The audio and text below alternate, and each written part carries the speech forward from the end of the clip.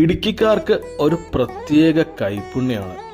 ഒരു തവണ അവരുടെ ഭക്ഷണം കഴിച്ചാൽ വീണ്ടും വീണ്ടും നമുക്ക് കഴിക്കാൻ തോന്നും. അതിപ്പോൾ ഇടുക്കി ജില്ലയുടെ ഏത് ഭാഗത്ത് പോയാലും ഇതേ തോന്നലാണ് എനിക്കുണ്ടായിട്ടുള്ളത്.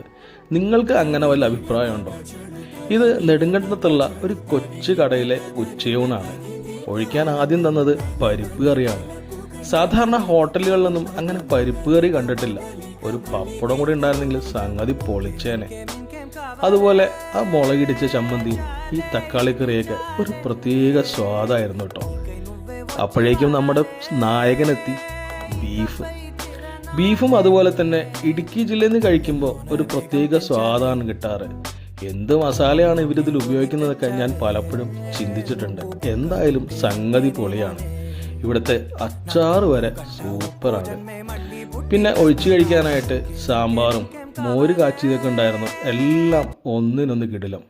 പൊതുവേ ഇടുക്കിയിലേക്കൊക്കെ വരുമ്പോൾ ഞാൻ കപ്പ ബിരിയാണി കഴിക്കാറുണ്ട്. ഇത് പിന്നെ ഉച്ചയായതുകൊണ്ട് അതങ്ങോട്ട് ഒഴിവാക്കി. ഓംലെറ്റും നല്ല കിടിലനായിരുന്നു. അപ്പോൾ ഇതിൻ്റെ ലൊക്കേഷൻ നെടുങ്കണ്ടം. നമ്മൾ പൂപ്പാറയ്ക്ക് പോകുമ്പോൾ ആ കേറ്റത്തിൽ വളവിൽ കാണുന്ന കൊച്ചു കടയാണ്. അപ്പം ശരി.